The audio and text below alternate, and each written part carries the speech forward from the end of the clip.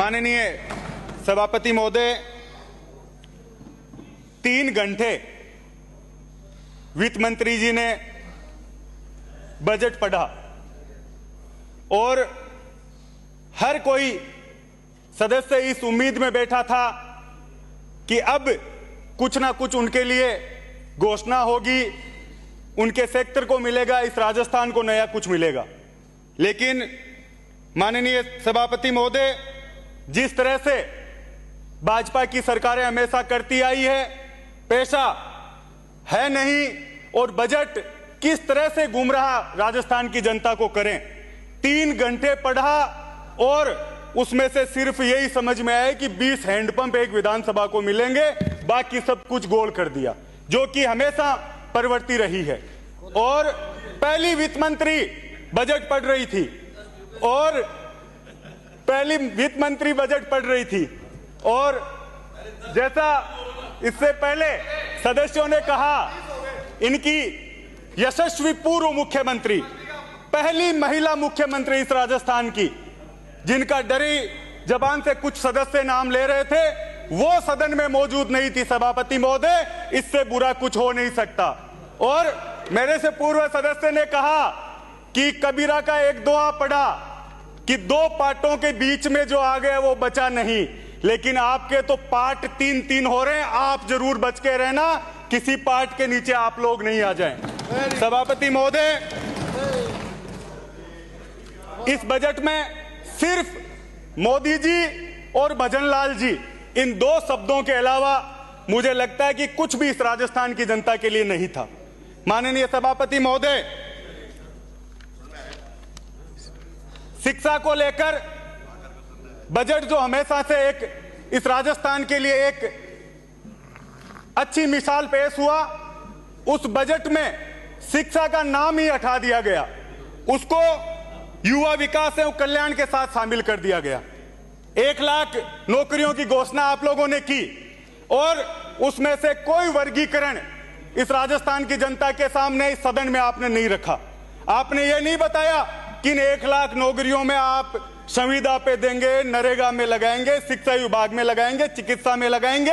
ये उसी तरीके की घोषणा है जैसी मोदी जी ने 15 लाख रुपए की घोषणा लोगों के लिए की थी।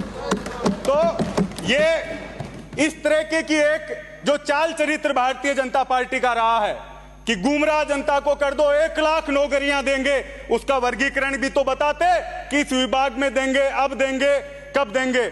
और सभापति महोदय, आपके माध्यम से मैं इस राजस्थान की जनता के लिए एक भीख मांगना चाहूंगा कि ऐसे शिक्षा मंत्री जो कैसे बयान बनने के बाद उनके आ रहे हैं, कभी कह रहे हैं उल्टा लटका दूंगा, कभी डीएनए टेस्ट करा रहे हैं, कभी किसी के पिताजी का पता मांग रहे हैं और अकबर का नाना कौन था, ऐसे ऐसे शब्द आने के बाद उन्होंने आप राजस्थान की जनता के सामने रखे हैं।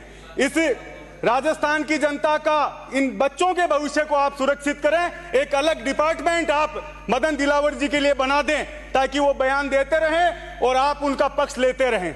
जिस तरीके से आदिवासियों के लिए उनके शब्द थे, माननीय सभापति महोदय, इससे पहले कोई भी शिक्षा मंत्री इस तरीके के बयान नहीं देखे गया। आपने आ रहा हूं और सभापति महोदय, इससे पहले बयान अभी सदस्य बोल रहे थे और मुख्यमंत्री जी ने भी कहा हमने गैंगस्टर एक्ट बना दिया, टास्क फोर्स बना दी, हमने 100 लोग गिरफ्तार कर लिए। सभापति महोदय, मछलियां पकड़ी अब तक, हम ये कह रहे हैं कि हम भी शामिल है तो गिरफ्तार करो। सिर्फ नारे और भाषणों से, जिस वजह से आप लोग सत्ता में आए हो, जो पेपर लीक के मामले में आप लोग मुद्दा बनाकर सत्ता में आए हो, आपने प्रदीप पाराशर को पकड़ा है, लेकिन उसको नौकरी पे, उस जगह ड्यूटी पे देने वाला कौन था? और मुझे पता है कि वहां तक आपकी जांच नहीं जाएगी क्योंकि आरएलडी केंद्र में आपके साथ सत्ता में आपकी भागीदार हैं। तो सभापति महोदय, न्याय जो वादे आप लोग करके आए हो, जो लोग नारे आप लोग देकर आए हो, उन पर भारतीय जनता पार्टी काम करे। सभापति महोदय, इस बजट को वित्त मंत्री जी और मुख्यमंत्री जी खड़े होकर राजस्थान की जनता से माफी मांगकर शुरू करते तो मैं समझता हूं कि वो न्याय इस जनता के साथ करते। 50 साल में पहली बार सभापति महोदय, जो बिजली की स्थिति रही 20 घंटे गांव में कटौती और 4 घंटे भी जो बिजली आ रही थी उसमें वोल्टेज नहीं थे। तो जिस तरीके की व्यवस्था आपने दी, बिजली में आप पूर्णतया फेल। किसी सरकार के खिलाफ आंदोलन बनने में 1-2 साल लगते हैं, पहले महीने में लोग आपके खिलाफ आ गए। पानी बिजली को लेकर जो स्थिति आप लोगों की रही, वो राजस्थान की जनता ने आपको लोकसभा में उसका उत्तर दिया। जिन अभी एक सदस्य संविधान को लेकर खड़े हो रहे थे, जो लोग 400 पार का नारा देकर नया संविधान बनाना चाहते थे, सभापति महोदय, मोदी जी के नाम का संविधान बनाना चाहते थे, उन लोगों को अंबेडकर जी की याद आई। यह मैं समझता हूं कि इस जनता ने करके दिखाया। और जो 400 पार नया संविधान जो नारा दे रहे थे सभापति महोदय, उनके कान के पास से निकली है, केवल पार हुए, 400 पार नहीं हो पाए। और सभापति महोदय, इस देश के किसान को, गरीब को, दलित को, अल्पसंख्यक को, जो इनकी डिक्शनरी में नहीं था भाजपा की में, उसको बार बार याद कर रहे हैं। इस बजट में कम से कम बाबा साहब अंबेडकर का नाम तो लिया दिया कुमारी जी ने। इससे पहले तो आप लोग भूल ही गए थे कि बाबा साहब ने तो संविधान बनाया ही नहीं, मोदी जी ने संविधान बनाया है। तो यह स्थिति सभापति आप लोगों की है। जेजेएम जो योजना है, प्रधानमंत्री जी हर घर नल। पूरा हो गया आपका समय? नहीं हुआ सभापति महोदय, 2 मिनट बच रहे, मैं लगा के पढ़ रहा हूँ आगे। पूरा हो गया मेरा 2 मिनट बच रहे हैं, 7 मिनट 5 ही मिनट हुए। सभापति महोदय, जो नल हर घर नल की जो योजना आप लेकर आए, उसमें एक भी गांव में आपका पानी नहीं पहुंचा है। श्री उदयलाल डंगी।